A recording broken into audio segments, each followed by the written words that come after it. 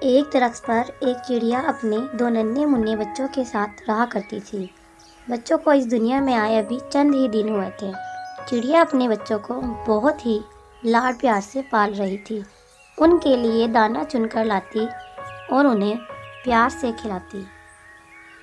چڑیا اپنے بچوں سے بہت پیار کرتی تھی اور دن بھر ان کا خیال رکھتی، ان کے پاس ہی رہتی، بس دانا چن کر لانے کے لیے ان سے دور جاتی۔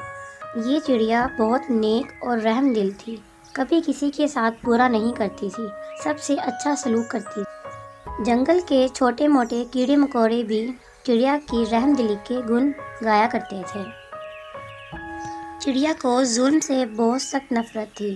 چڑیا کی یہی کوشش ہوتی کہ جو بھی ظالم ہے اسے اس کے ظلم کی سزا ضرور ملے۔ روزانہ کی طرح چڑیا اپنے بچوں کے لیے دانا چن کر گھر جا رہی تھی۔ جب چیل اپنے گھر واپس لوٹتی ہے تو یہ دیکھ کر غم سے ٹوٹ جاتی ہے کہ ایک چیل درخت پر بیٹھے اس کے بچوں کو کھا رہی ہے۔ چڑیا چیل کے پاس آئی اور روتی ہوئی بولی، اے ظالم چیل، تو نے یہ کیا کیا؟ میرے ننھے منھے بچوں نے تیرا کیا بگاڑا تھا جو تو نے انہیں اتنی سخت سزا دی؟ یہ سن کر چیل نے چڑیا کو غصے سے گھورا اور بولی، یہاں سے چلی جا ورنہ میں تجھے بھی تیرے بچوں کی طرح کھا جاؤں گی۔ اور وہ یہ کہہ کر چڑیا پر جھپٹ پڑی۔ پھر چڑیا اپنی جان بچانے کے لیے وہاں سے اڑ کر دوسری جگہ چلی جاتی ہے۔ اس حادثے کے بعد چڑیا بہت زیادہ غمگین اور اداس رہنے لگی۔ ایک دانہ بھی اس کے حلق سے نہیں اترتا تھا۔ ہر وقت اپنے بچوں کو یاد کر کے رویا کرتی یا کسی گمسم ڈالی پر بیٹھی رہتی اور صرف اپنے بچوں کو یاد کرتی رہتی۔ اس طرح کئی دن گزر گئے۔ اس واقعے کے بعد چیل تو بیچاری چڑیا کے پیچھے ہی پڑ گئی۔ چند مہینوں بعد چڑیا نے پھر سے 2 انڈے دیے۔ چڑیا اپنے انڈوں کا بہت خیال رکھتی تھی۔ نئے انڈوں کو دیکھ کر چڑیا اپنا پرانا غم بھول جاتی ہے۔ کچھ دنوں کے بعد ان انڈوں میں سے بچے نکل آتے ہیں۔ چڑیا اپنے بچوں کو پہلے سے بھی زیادہ لاڈ و پیار سے پالتی ہے۔ روزانہ کی طرح چڑیا ان کے لیے دانا لینے جاتی ہے اور جب واپس آتی ہے تو یہ دیکھ کر غم سے ٹوٹ جاتی ہے کہ وہی چیل ایک بار پھر اس کے بچوں کو کھا گئی۔ وہ بہت روتی ہے۔ بیچاری بے بس چڑیا چیل سے انتقام تو نہ لے سکی، ہاں لیکن بچوں کے غم کی آگ میں خود ہی جلتی رہی۔ جب تھوڑی سی طبیعت سنبھلی تو چڑیا نے ناانصافی کا فیصلہ اپنے خدا کے سپرد کر دیا۔ کچھ مہینے بعد چڑیا نے پھر سے انڈے دیے، اس میں سے بچے بھی نکل آئے، لیکن چیل پھر دوبارہ ان بچوں کو کھا گئی۔ اب تو چڑیا ہر وقت اداس رہتی، ڈالی ڈالی چہچانا اور خوشی کے گیت گانا تو صرف اس کے خواب و خیال بن کر رہ گئے۔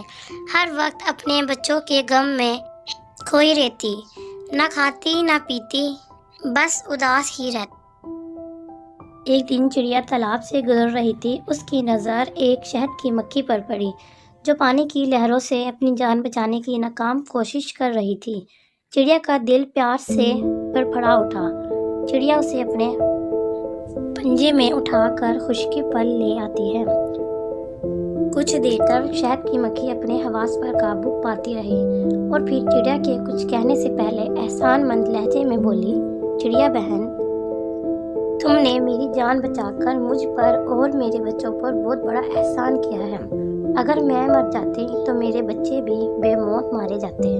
تمہارا بہت بہت شکریہ۔ مکھی کی بات سن کر چڑیا کو اپنے بچوں کی یاد آ گئی اور چڑیا کی آنکھوں میں آنسو بھر آئے۔ مکھی یہ دیکھ کر بہت حیرت میں پڑ گئی۔ مکھی نے بڑے پیار سے چڑیا سے اس کے رونے کی وجہ پوچھی۔ چڑیا نے روتے ہوئے اپنی ساری داستانِ غم شہد کی مکھی کو سنا دی۔ مکھی کو سن کر بہت ہی دکھ ہوا اور وہ بڑے احسان مندی لہجے سے بولی، بہن، تم نے میری جان بچا کر مجھ پر احسان کیا ہے، لیکن میں تمہارے احسان کا صلہ تو نہیں دے سکتی، لیکن اس چیل سے تمہارے ظلم کا بدلہ لینے میں تمہاری بھرپور مدد کروں گی۔ چاہے میری جان بھی چلی جائے مجھے کوئی پرواہ نہیں۔ مکھی کی بات سن کر چڑیا کا دل بھر آیا और मक्खी के बच्चों का ख्याल करते हुए चिड़िया ने मक्खी को इस खतरनाक काम करने के लिए रोका, मगर मक्खी ना मानी। मक्खी ने मैं तुम्हारे जुल्म का बदला लेने में तुम्हारी मदद जरूर करूंगी। मेरे बच्चों का अल्लाह मालिक है, तुम परेशान ना हो। चिड़िया ने कहा, बहन, इस बार जब तुम्हारे बच्चे हों मुझे फौरन खबर कर देना। इस बार मैं तुम पर ये जुल्म नहीं होने दूंगी। खुदा का करना ऐसा हुआ। कुछ दिनों बाद चिड़िया के फिर से बच्चे हुए। इस बार चिड़िया बहुत ज्यादा खुश थी और मक्खी को भी इतना कर चुकी थी। शहद की मक्खी ने पहले ही अपनी बहुत बड़ी फौज तैयार कर रखी थी और वह इसी इंतजार में थी कि कब चिड़िया उसे हमले का बोले। चिड़िया के कहने पर मक्खी शहद की मक्खियों की फौज लेकर उड़ी और उन्हें चिड़िया के घोंसले के करीब पत्तों में छुपा दिया। बच्चों की आवाज़ सुनते ही चील फिर से दंदनाती हुई बच्चों के पास पहुंच जाती है। इस बार बच्चों की माँ चिड़िया भी वहां मौजूद थी। चिड़िया ने चील को देखते ही कहा, ए चील, मेरे बच्चों से दूर चली। ए चील, तुम मुझ पर और मेरे बच्चों पर बहुत जुल्म करती है और जुल्म तो खुदा को पसंद भी नहीं। खुद भी सुकून से रह और मुझे भी सुकून से रहने दे। चील बड़े घमंड से बोली, मैं तो ताकतवर हूँ और मुझे मेरी ताकत का पूरा फायदा उठाना चाहिए। अपनी खैरियत चाहती है तो अपने बच्चों को मेरे हवाले कर दे। चिड़िया बोली, देखो बहन, खुदा ने ताकत तुम्हें इसलिए नहीं दी कि तुम इसका नाजायज इस्तेमाल करो। जुल्म की उम्र ज्यादा नहीं होती। इससे पहले कि तुम पर कोई तबाही आए तुम अपने गुनाहों से तौबा कर लो।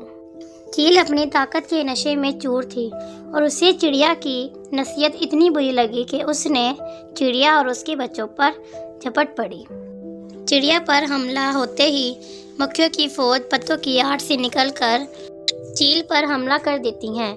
सारी मक्खियाँ चील के जिस्म के साथ चिमट जाती हैं और उसका जिस्म काटने लगती हैं। चील ने अब उनको हटाने के लिए अपने पर फड़ाए, लेकिन कुछ काम ना आया।